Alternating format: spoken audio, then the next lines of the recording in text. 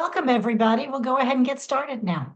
My name is Margaret Brown, and I am the chairman of the City Planning and Management Division of the American Planning Association.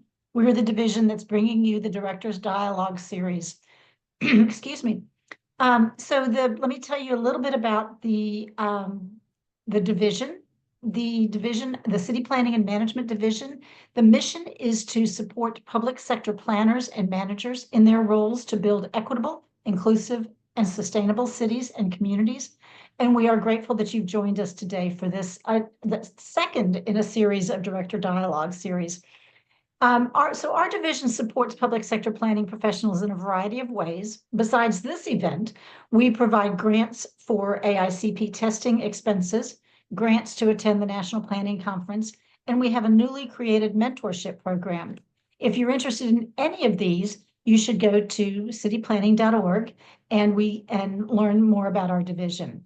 In fact, we're actively seeking mentors to add to the mentorship program, and I believe there's a spot there you can sign up. So please consider joining our division and getting more involved and participating in some of the other things we provide to our members. Again, the website is www.city.planning.org. And so we're grateful for your time today. This, I'm going to say again, is the brainchild of Lucas Raley, the director in Canyon, Texas. He's on the call today. And I believe, so he and I both believe in training and networking, and that it's critical for planning leaders, especially those without the resources to attend the national and state conferences. And we hope that this event is going to really resonate with you. Also on the call today is Patrice Ruffin. She is the Assistant City Manager of the City of Brookhaven, Georgia, and she is Vice Chair of the City Planning and Management Division. So I'd like to welcome her. So with those introductions and that explanation, I'm going to hand it off to Lucas so he can introduce our speakers and we can get started. Awesome. Thank you so much, Margaret, for those opening remarks, and thank you for your leadership in this division. And again, thank you for your openness to letting this idea fly and try it out. And I think that our first webinar was a really big success, and I'm really looking forward to our conversation today. As Margaret mentioned, my name is Lucas Raley. I'm currently serving as the Director of Planning and Development in Canyon, Texas, a small city just south of Amarillo in the Texas Panhandle. I'm really thrilled to see the number of people we have on the webinar today, fulfilling all types of different roles in their cities or private organizations related to city planning and management. And if anyone's like me, either you're in a big office or a small office, sometimes it's hard to find the right people to bounce ideas off of, or for me specifically, finding people in similar roles in West Texas can be challenging. And so that's why we kind of came up with this program. Me, selfishly, I wanted to have more planning directors and managers all over the country to be able to ask questions when they come up, get advice, really not reinvent the wheel as I face new challenges in my own community. And so I hope today's discussion gives you all valuable insights and encourages some connections that extend even beyond this webinar today. Please don't hesitate to reach back out after this with feedback or suggested topics. The first thing I want to start with is a really brief survey. It's 3 questions, so everybody prepare by getting your phones out. We're just going to do this very quick Menti survey. If you wouldn't mind scanning that QR code with your phone, we'll just give everybody about 1 minute to log in there and kind of just tell us what your current role is. Are you in the director position? Are you an assistant director? Are you a manager? Are you somebody who's aspiring to be in one of these roles? Awesome. This is great. And this helps us and our speakers kind of know who our audience is here today, who we're talking with. Perfect. I see we've got almost everybody replying here. Okay, so we've got about half the group in that director role, a little bit of 11% in the assistant director or management roles, and then a good quarter of our participants today aspiring to be in those roles. So that's fantastic. Okay, our next question here is, what is your city's governance structure? So what does that look like for you and your city? Do you have a council manager form of government? Are you council mayor with a strong mayor, with a weak mayor? Or are you something special, something more unique?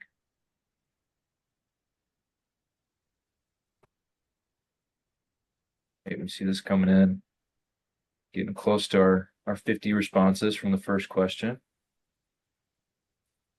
So this also kind of helps our speakers. They've experienced all forms of government and helps them kind of tailor their conversation and their discussion. It looks like mostly those two popular forms of local governance structure. Okay. And our last question here. What is your confidence level in navigating interactions with those elected officials? Are you the captain, or are you going to go hide under your desk when you hear that council member open the door to your department?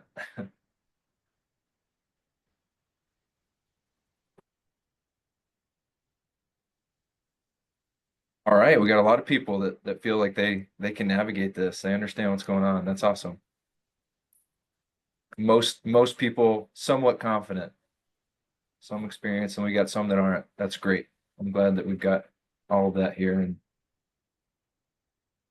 okay, so I'm going to stop sharing here, and without further ado, I'd like to introduce our two speakers here. I'll start with Chris Lagerbloom. He became the city administrator in the city of Alpharetta on August 8th in 2022. As city administrator, Lagerbloom is responsible for the day-to-day operations of the city. He is assisted by a team of professional and diverse public administrators and was appointed by a 7-member city council, a mayor, and 6 council members. He's previously served as city manager of Fort Lauderdale, Florida, where he was responsible for overseeing the day-to-day operations of all city operations, managing a workforce of over 2,800 employees while implementing a citywide budget of $1 billion.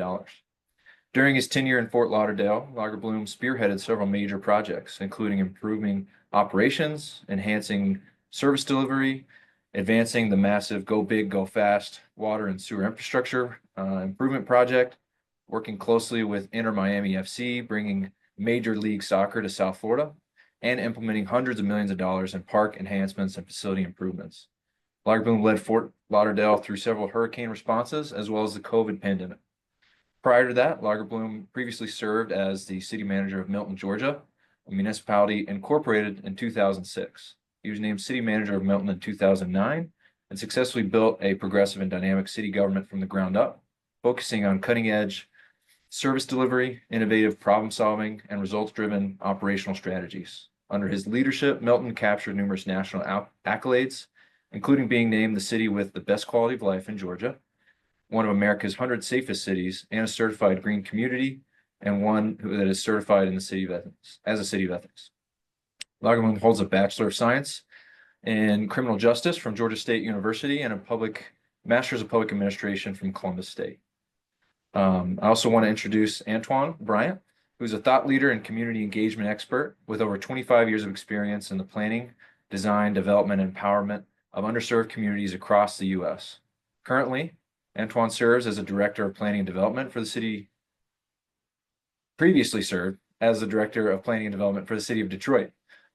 He is now working with Gensler as a managing director, and he ensures the equitable development of this great American city and now many others.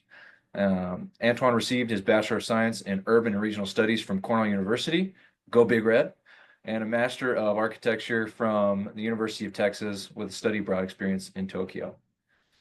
We appreciate both these gentlemen joining us this afternoon, giving us great expertise and diverse perspectives.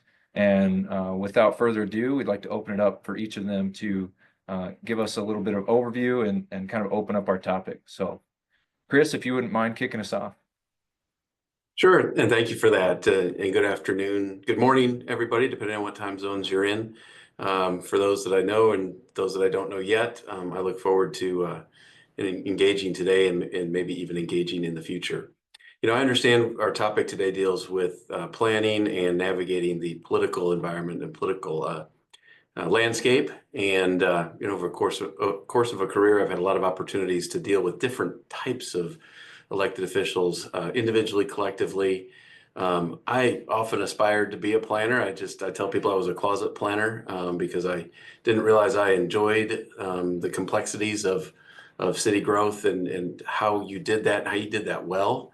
And I can tell you, I'm just impressed by the number of people here today, but also no doubt with the talent that's here on this in this group as to what benefits communities have received across the nation from your experiences and your ability to figure out how to navigate that. So hopefully today in this dialogue, we can talk about some of the things that have worked, maybe some of the lessons learned, some of the crash and burn moments, because if you've done this for any length of time, not every interaction with elected officials has gone well.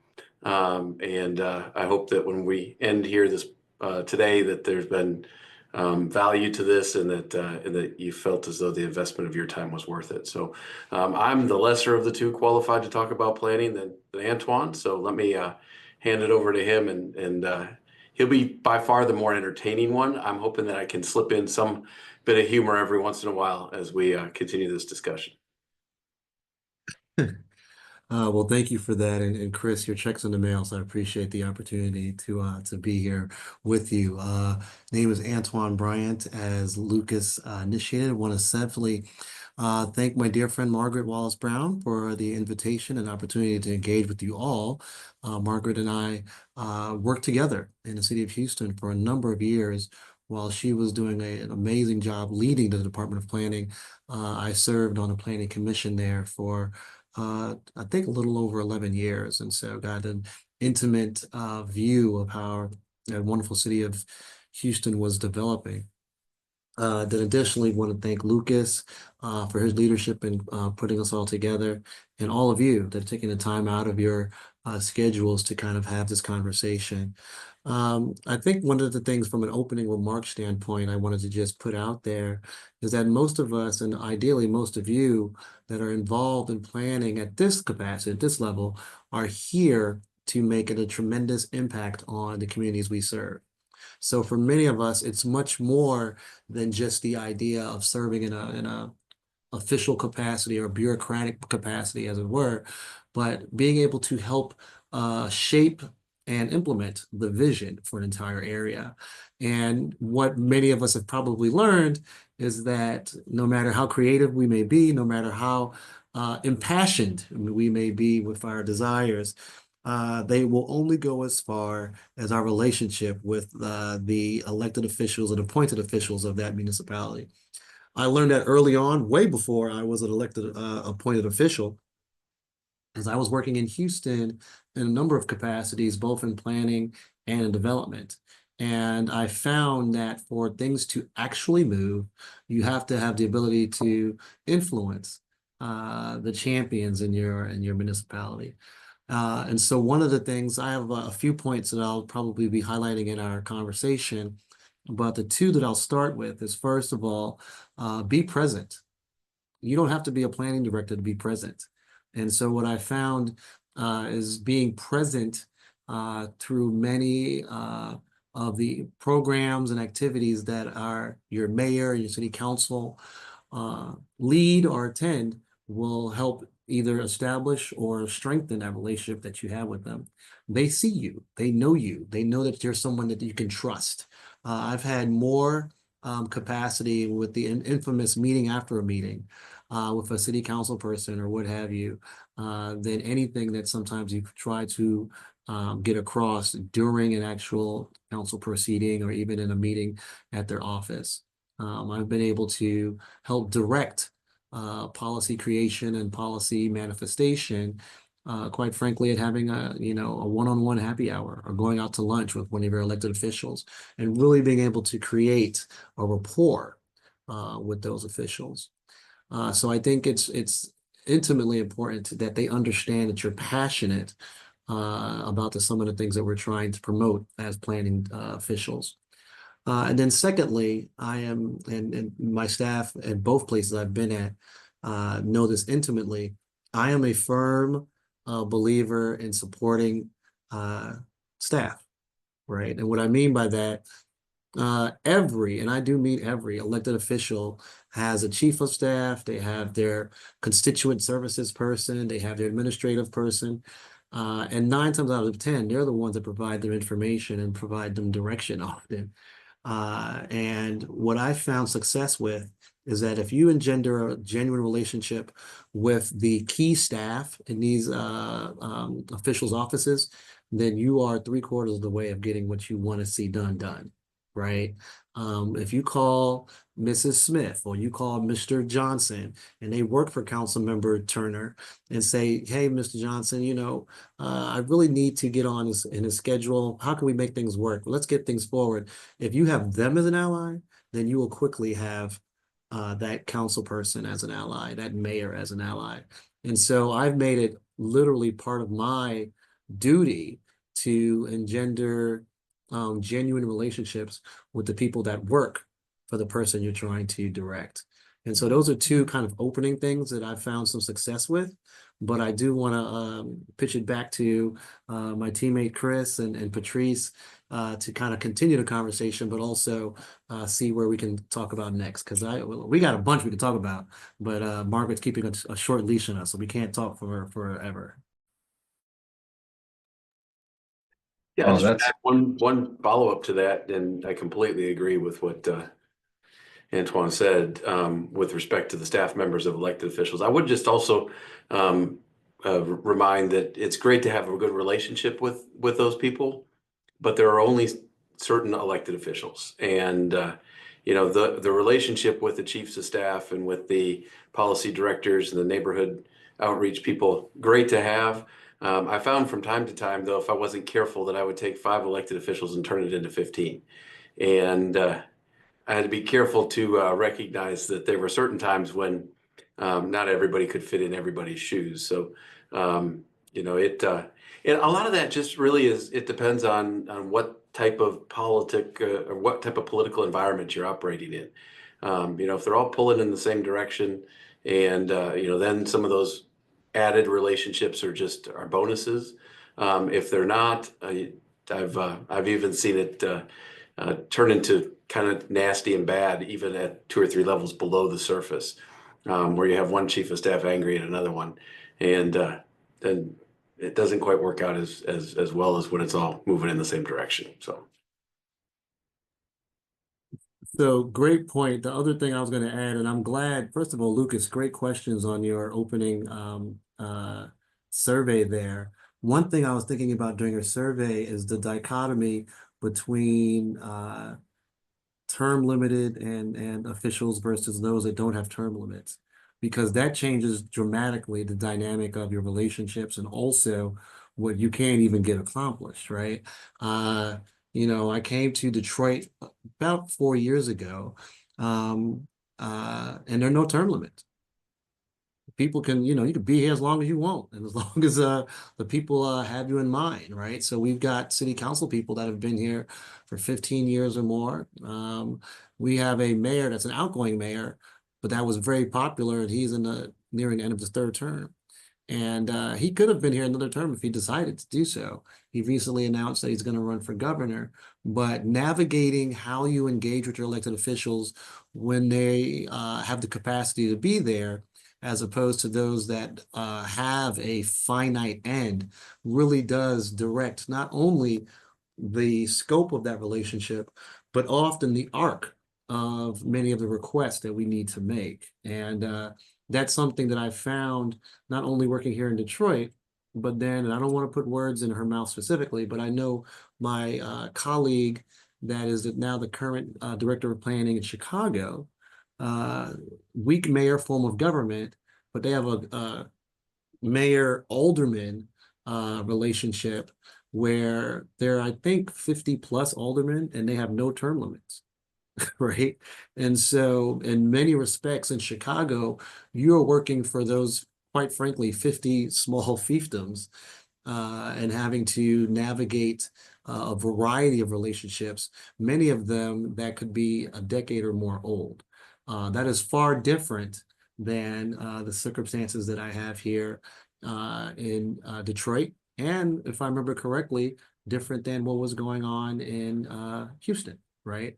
And so one of the things where it is a situation where there are no term limits and you could have people that are institutional, you have to really be very intentional about not only creating those relationships that are genuine, but also navigating and being cognizant of alliances. Who likes who? Who doesn't like who? who won't work with the success person? Because as Chris kind of alluded to previously, you can not only muddy up your own personal waters from a professional standpoint, but also you can, mitigate some of the initiatives that you're trying to promote.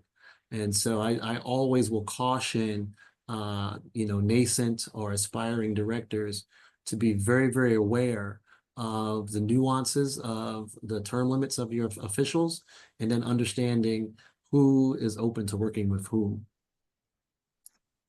Yeah, that's awesome. I wanted to just jump in and ask kind of a specific practical question.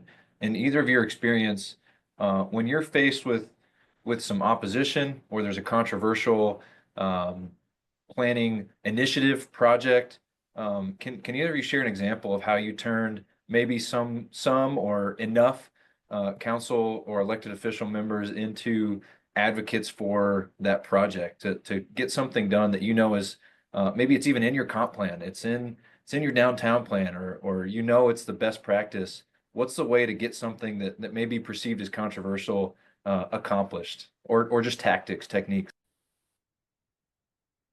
Yeah, so I'll start with that one since I'm not on mute, and then I'll go to mute and I'll let somebody else lead the next one.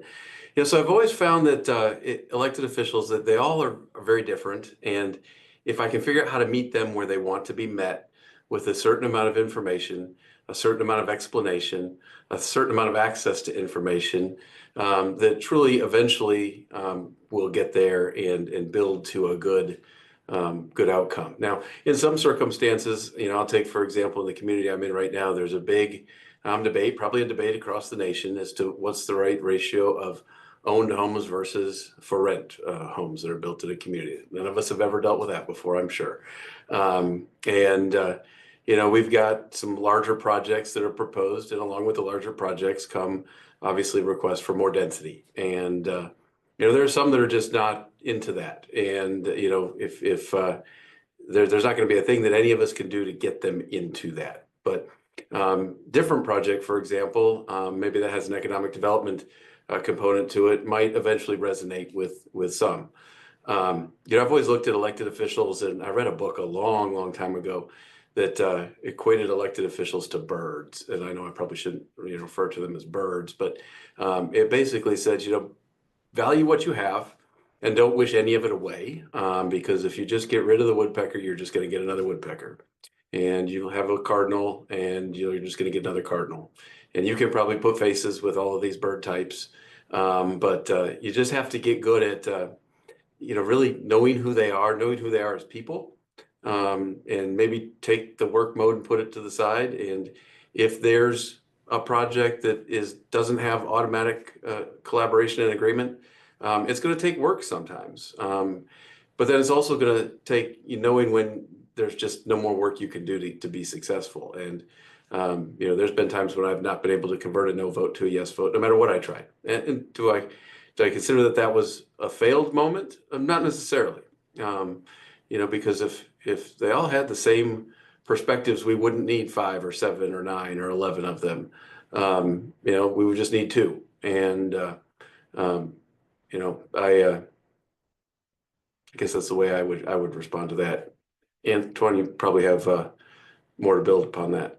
No, I appreciate that, Chris, and yourself and Thomas DeBon in the chat, kind of building up on the same points. Whereas as directors, it's incumbent upon us to kind of know your elected officials. Like, you have to know their pain points, right? Going in, what are they going to support, and what do you know that they may be against? And then everything else usually winds up in the middle, right? And so many of the projects that we've looked to get accomplished, who's going to say no, right? And who is going to absolutely say yes. And then it's, can I convince the people in the middle, right? If there's 1 or 2 that are staunchly against it, they're never going to do it, then, you present it to them so they know everyone has the same facts, but you don't kill yourself trying to sway someone that that's not going to be swayed. But at the end of the day, what I found is that elected officials are exactly that. They were elected by the populace. And so I found success with getting the people behind your initiative, and then we always know the frequent flyers, right, that come to our city council meetings and that go to our district meetings and all of those. And if you know you have those behind you, then many of your elected officials are going to want to appear responsive to their constituents, right? So two initiatives very quickly. Many of you, and I know I've discussed with Margaret, Detroit's the largest city that has a community benefits ordinance in place. And so a developer that is doing a project that's $75 million or above is required to meet with the residents to essentially provide some level of community benefit. And the elected official has to pass whatever goes in front of them, but they'll only do so if they know that the community has an active role in that conversation. What I found success with is ensuring that not only are they a part of that engagement at the very beginning of it, but I've also found no elected official that has a problem taking credit for something that is a win-win, right? So the planning department and other member departments might have been working feverishly for something for months. But I have no problem telling Councilmember Jones, this is your plan, sir, and we're so glad that you pulled it across the finish line. And then they get to lead the press conference, and then everybody's happy, and you got your initiative accomplished. We were able to approve 5 community benefits in the 4 years that I was there that totaled over $4 billion in activity. And now, even though I am no longer with the city in a public stance, we are in the midst of a somewhat controversial highway reconstruction that went through a traditionally African-American neighborhood about 60 years ago.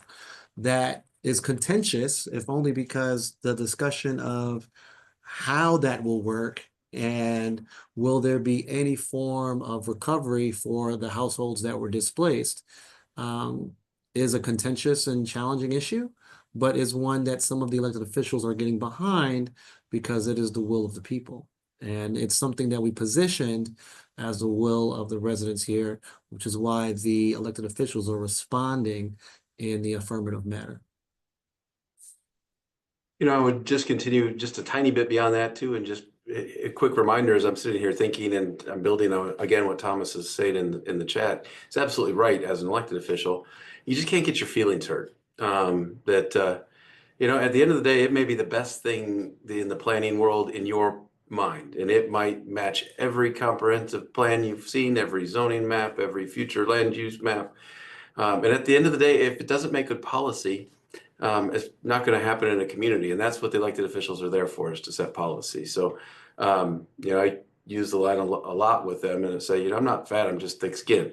And I say that because I'm not going to get my feelings hurt that if the elected officials don't want to make or want to take a position on policy that I may not necessarily agree with, that's okay. And this group I have now, I just tell the 3 that want to fire me away, keep them away from the 4 that haven't made up their mind, and then life is good. So I would say just even in those circumstances where it seems perfect and it just doesn't get done, don't get your feelings hurt.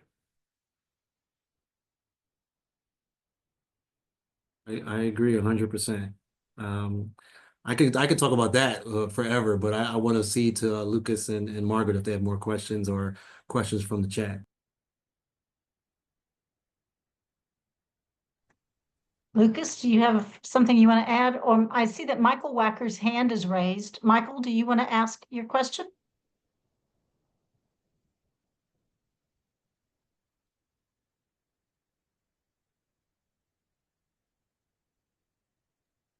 And Michael, you should be able to You're muted.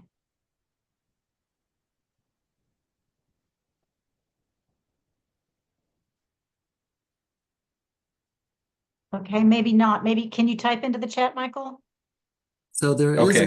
we'll Got wait it. for Michael, but there is an interesting question in the chat, which, I'm sure both Chris and I can go on for at length, but a gentleman is asking about, how did we become directors? And Is there something that we could do as far as crafting your resume or uh I want to make sure I get it right. What advice would you give or pointers for someone looking to take on the role for the first time? Talk about how you got your first position, and what changes in resume, cover letter, or interview style that you made in order to break into that level of management. So I can only speak for myself. I did not necessarily aggressively look to be a planning director. Uh, it was something that was kind of on my career arc as an ideal, but I wasn't necessarily doing it in a very linear manner. Margaret knows some of this. Some of the people that are in the chat know some of this. I've had a very colorful professional career, but which included design, architecture, community development, and a number of kind of appointed roles, both with the Planning Commission and assisting in a kind of an advisory capacity with a committee on our general plan, which you know was another issue that Margaret could talk about offline. But two things I would give for aspiring directors is expand your network. Well, three things: expand your network, and what I mean by that is you know, be known for being proficient at some capacity, right? So you're seen as a subject matter expert, be that transportation, climate resiliency, housing, land use, like really become the specific expert in that. So people know that I need to talk to Marcus because Marcus is, you know, he is the land use person, or I need to talk to Sandra because Sandra is an absolute gem in transportation analysis, right? Really become the subject matter expert in something nationwide. Secondly, and this is something that we have talked about extensively, oftentimes the directorship for planning, those opportunities will reside in some smaller communities, right? So, you know, there's definitely an opportunity to be a planning director in some of our smaller municipalities or some of our larger towns that come up literally on an almost weekly or monthly basis, you know, before the planning director for Los Angeles or for, you know, Minneapolis. And so be open to taking a planning director position in a smaller municipality and really getting to cut your teeth in an opportunity to grow into something, right? And then the third thing that I would add to that is as far as you know, advice that I would give someone is really begin to expand your exposure so people get to know who you are, right? Not everybody may have the capacity to go to the APA conference on a fairly regular basis, but you all can get to your state conferences, right? They're at a dramatically different price point. I would join ULI. I would attend AIA. I would attend some of these other opportunities so that you are able to engage with as many people as you possibly can across the country. And then you will have the opportunity to be known. Quite frankly, I was called by the mayor's office by the city of Detroit, and I was serving as a senior associate in an architecture firm.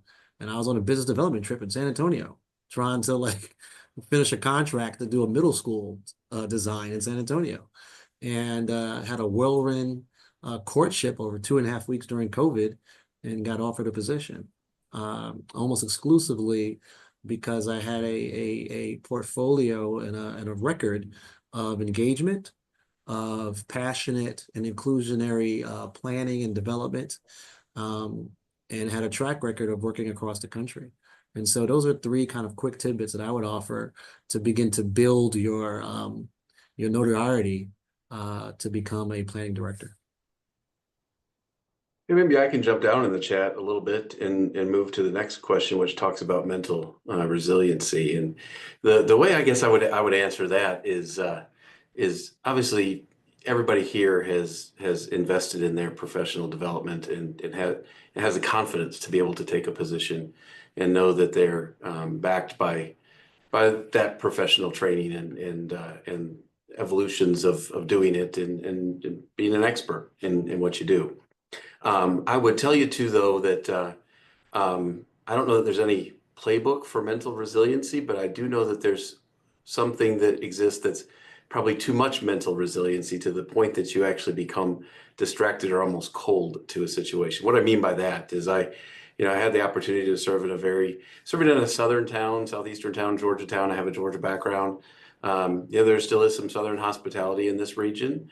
And, you know, I had a whole picture of what mental resiliency looked like until I showed up on the scene in South Florida. And people were correct when they said it's like living in New York with better weather. And, you know, second day I was there, I thought, you know, I'll just get out of the house and go to this community meeting and start to interact with members of the community. And I was standing there talking to this guy who thinks he was a heir to a Polish throne or something. I'm not sure, but he called himself the Count. And you know, so I shook his hand and I said, well, it's, you know, it's nice to meet you. And he looked back at me and said, you're a liar. And I said, a liar? He said, yeah, nobody is happy to meet me. And I said, okay, well, then maybe I should switch to good to know who you are. You know, over the course of 7 years in a very different environment where public meetings went 11 hours, there was a lot of yelling, there was a lot of, you know, demands, there was a lot of theatrics, there was a lot of costumes, there was a lot of red t-shirts.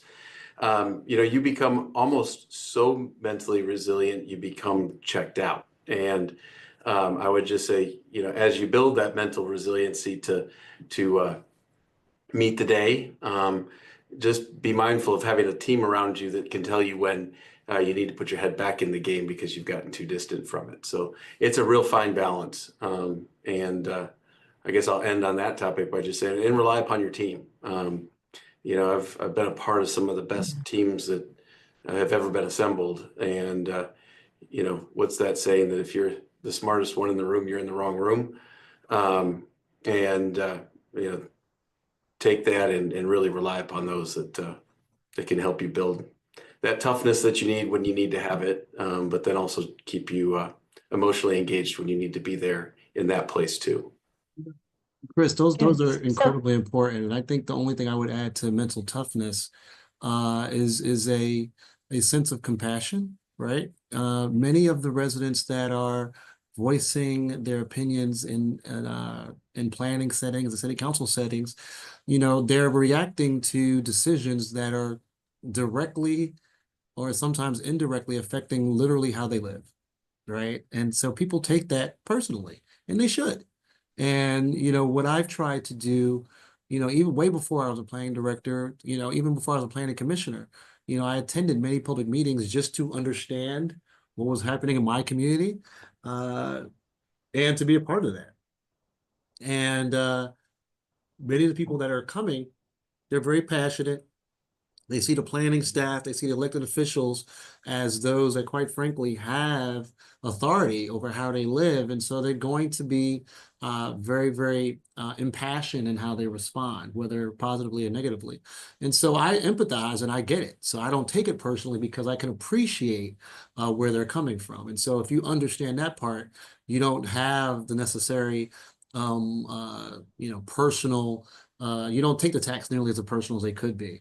The only caveat I would add to that is I strongly recommend not having your loved ones attend public meetings. There's been a couple of times where, you know, my wife would say, I want to come see you speak. No, don't do that. You don't have to do that. But, you know, a few times she came, and that's always, you know, they always come to the ones where the residents are upset and they're calling you out your name and all that kind of stuff. And I can tell by the second or third time, my wife was like, oh, hell no. I bet, you know, relax, sweetheart. It's okay. I'm fine.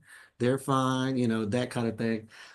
So, you know, don't have your kids come to the public meeting, your wife or husband or loved one or whoever, unless it's one of a carefully curated one that you're leading. So that's a minor aside there. But overall, I think, I mean, even as planners, you should have thick skin because you're going to be engaging the public a lot. And many residents, you know, they're probably just beginning to learn what planning is, right? I know I saw in the chat someone was making reference to comp plan, general plan, strategic plan, whatever your community may have. You know, those engagements can often be incredibly educating, very much an opportunity for education. But, you know, sometimes you're dealing with some misinformation that your community may have. And, you know, it's an opportunity to really share what the actual facts are for your community, and then begin to help to craft a vision that's inclusive for all the residents that you're serving. So Great. thank you both. I want to circle it back a little bit to dealing with public officials, and I'm going to add my own, you must do this. And that is when you deal with anybody, whether it's your staff or elected officials or whomever, the community, you have got to be an honest broker. You have got to be faithful to what you say you're going to do. And integrity is really all, it is the basis of what you have as a professional. And if the elected official doesn't trust you, you're sunk. And so you've got to make sure that in every aspect of your professional life, you have integrity. You don't promise, you under promise, over deliver. You don't, say you're going to do something and then change your mind. You don't make commitments that you're going to break. You have to, integrity is key to it. And once people, whether it's your team or your elected official or your community, know they can trust you, they'll start understanding you and maybe starting to agree with you even when they don't agree with you, because they know that you're operating from a position of faithfulness for the community. Do either one of you want to explain maybe some situations you've had about this? Yeah, I mean, so I guess the place I go with from those comments is just the reminder that remember the elected official not in the room, that they're still there. That even if you look up at the dais and you see 6 out of 7 seats full, the 7th person's there. And I've seen more than one occasion where you forget that because the person's not in the room, comments are crafted such that that person would never hear them, or and that becomes very, very, very dangerous. So you're absolutely right about credibility. You can build a whole career upon gaining it, and you can lose it at a meeting. And once it's gone, once it's gone. 100%. I would double down on both of you. I think one of the things that I would emphasize is that, in my experience, elected officials have privy to everything. They find out everything. They got ears everywhere. Please believe it. They don't have to be in the room. They don't even have to be in the city for them to be aware of a conversation you may have been having. And so your integrity is incredibly important. But once you do get the trust of elected official, it can take you, to the stratosphere, right? Because they can see you now as a trusted ally. I have the trust of elected officials that we don't even always agree, right? There are definitely some things that we disagree on, but they know my stance, and they know the direction and where I'm coming from in regards to some of the initiatives that we're trying to do. And so you can at least have a healthy and productive conversation, even if we don't necessarily agree on every part of the minutia of it. And so it is incredibly important. It goes back to the original comments about engendering a very genuine relationship. And then once that they understand that you are a man or a woman of your word, it will go incredibly far for you, not only during your time as a planning director, but also may ride with you as far as they go, right? Because many of our elected officials transition to a variety of capacities. So that's a great point, Margaret. Let me take, as I'm sitting here thinking about, we're talking about engaging with the elected officials, and I don't have necessarily the planner hat that I can put on, because that's not the role in which I serve. But serving in a manager role, how managers interact with planning directors too really can be shaped by how the manager is interacting with the elected officials. So as that person who's brought on board to be kind of the choke point in the hourglass, so to speak, where you've got to figure out what the vision is and then figure out how to implement it. In the context of not getting your feelings hurt, if there is a manager who's reading a certain politic of the group and it doesn't naturally match solid planning fundamentals, that doesn't mean that the manager has taken the comp plan and thrown it out the window, or taken the planning standards and are ignoring them. They too have he or she has a delicate dance to do to figure out how to continue to move the organization forward. And sometimes that comes where the manager and the planning director may not necessarily see eye to eye. But that's not necessarily, to me at least, any indication that there's a lack of confidence in those two positions. It's just how that political dance is done. Good answer. So we're all chuckling, I think, at the most recent question in the chat, if anybody's read it. What are some of the tricks to keep a straight face in meetings? I have to tell you that I do not have a poker face, and so there are a couple of things that I've learned physically. I like the suggestion of water bottle. Make sure if you're able to, that you're not in a position for the cameras to see you. If you can sit in a place where the camera is not focused on you, that is a little bit of a help, because you can then, kind of hide your smile or something a little bit more. But there is a place in Houston, for example, front row at City Council, where directors typically sit, and for some unknown reason, the camera points to the audience, and when they point to the audience, it gets that front row. So directors are often sitting there, and the conversation may be about something that is not related to their work at all, but the council says something, and you can always see the director's faces breaking and that type of thing. So first and foremost, make sure you're not in the view of the camera and you can get out of it. The water bottle is a great idea. Do you two have any suggestions beyond pinching yourself? Yeah. Go ahead, Chris. Well, I've been in different environments where, at certain places I've not been in camera view. So in the current environment that I have right now, I've got a relationship with one of the elected officials across the dais who will text me and say, "Fix your face," when I just probably look like I really don't want to be here. This makes no sense. In Fort Lauderdale, we had, we sat up with the elected officials in the front of the room, so you were always on the camera. The mayor and I would have to jab each other from time to time when we'd be more interested to the basketball game that was on the TV in front of us, as opposed to whatever was being discussed in the room. So you just got to find people to rely upon in that same environment that you trust, that you're willing to let them point it out. Like, I can't tell you how many times somebody else has saved me from myself. And, I truly appreciate that when it gets pointed out. But I don't have any really good tips or tricks. I just try to rely on a safety net. And honestly, that's probably one of the things I'm really bad at, because you can see all over my face what I'm thinking. And, I'm just glad I have people that say, fix it when they see it. Yeah, I'm great at poker. And so, I've been able to adjust that.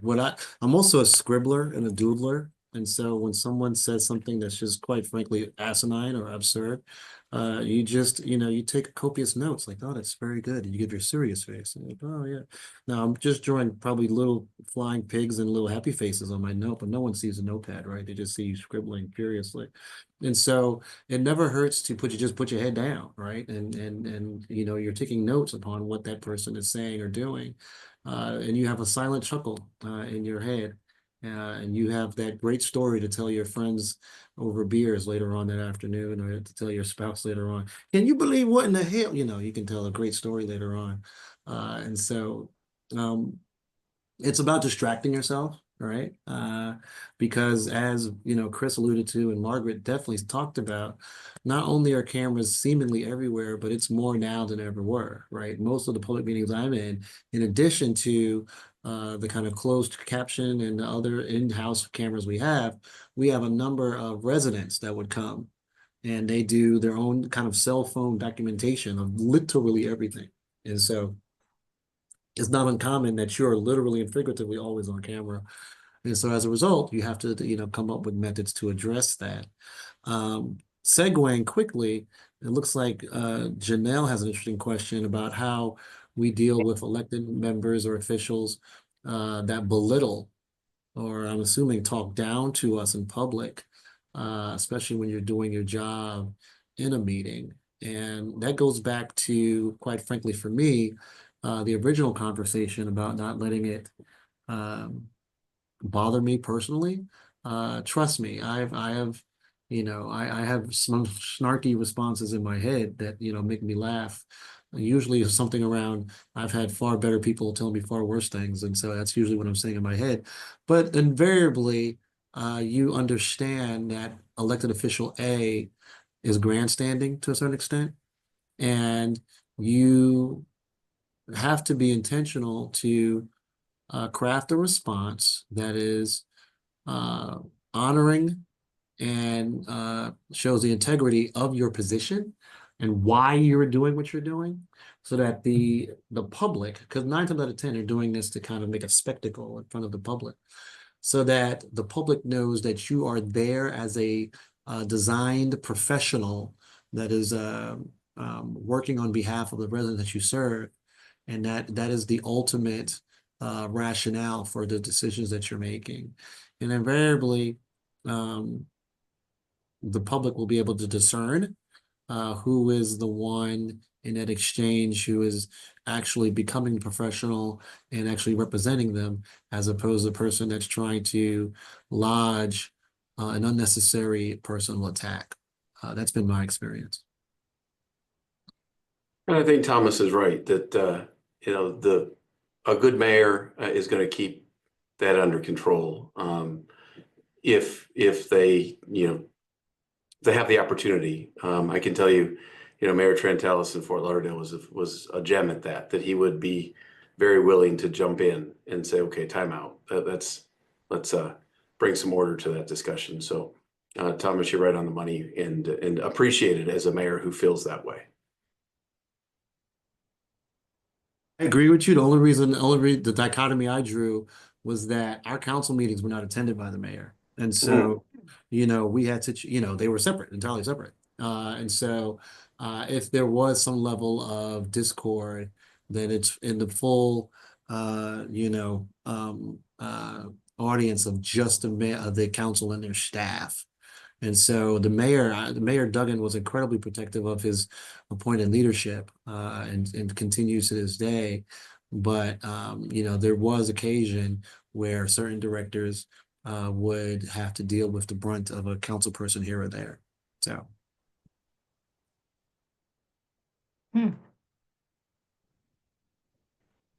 Okay, more questions? What about the mayor berating his staff, her staff? You know, you stay out of it. Yeah, I mean, and there's just some things that, you know, there's some things that are done for reality in a public meeting, and there are some things that are done for show. And there are some things that are done for the camera. And, you know, I've never been a big believer that I can change any of those. And that if there's something that is being said to the camera, it's not being, even if it's being said about me or said about one of our staff members, it's really being said for effect. And, you know, that's one of the downsides of doing what we do, is that occasionally that's going to happen. And, you know, I've never been in a situation where I've decided that I was not a part of the conversation anymore and just felt it appropriate to separate myself from it and leave. But you know, there's been many a time that you just realize that even though it might be appearing that it's about you, it's probably not really about you. It often isn't about you, right? I mean, you're the sacrificial lamb sometimes. And one of the things that I was passionate about was, you know, the mayor didn't really do it, the council occasionally, but if there ever was a challenge, you know, as a director, it's my responsibility to take the heat. You're never going to talk about my staff, right? So if there's something that quote unquote went wrong, it's all my fault. Absolutely, I will take it. You know, the planning director, the planning department, it was a decision that I made and mine alone. Things that we're getting commended on, it's as a result of the phenomenal staff that I led. And that decision not only helps to strengthen a relationship that you have with your elected officials, but also helps you build incredible morale amongst your staff, and they'll go through walls for you as a result of those kinds of motives. But one of the things, and I'll kind of begin to bring it home on this, that I want to leave everyone with, you want to establish for your elected official, be it your city manager, your mayor, your council, that you can be seen as one of the principal authorities at their disposal on the direction of the built environment. You have specific and lengthy, and for some of us, expensive training, right? Both academic and professional, to be able to help them craft policy and vision for that built environment. Everything from zoning codes to all the kind of ordinances that need to be in place. You need to be seen early and often as the authority on that. And a lot of that capacity can be bestowed upon you if you're really able to establish a real relationship with them as early as possible. And so that's something that doesn't have to start when you're a planning director. You can begin to build that in whatever capacity you already have while you're serving in your municipality right now.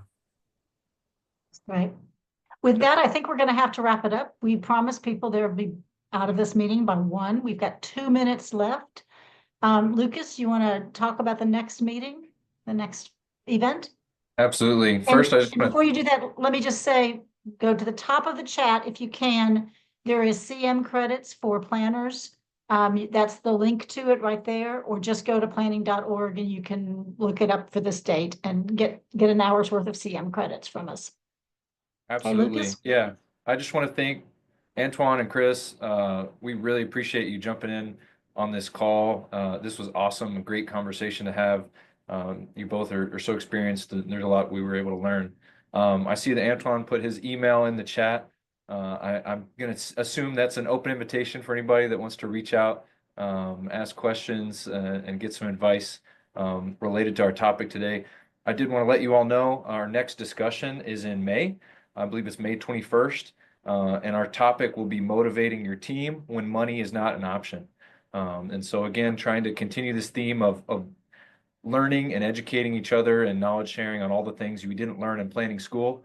And so, a lot of the budgeting and how to encourage your team, get everybody excited about something that there's no money for will be interesting. If you're interested in being a panelist in that meeting, you've got some experience, that topic really stands out to you, please reach out to us. Lucas Rayleigh, you find me on LinkedIn, Margaret Brown as well, Patrice Ruffin. You can find us on the internet, and I'll put my email in the chat as well.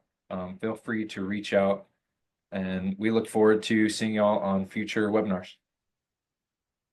Thank you both for being here, Chris, Antoine. Thank Good to you. see you, Thank you. Antoine. Pleasure. It was a pleasure. Thank you guys for the invitation. Thank All you. right.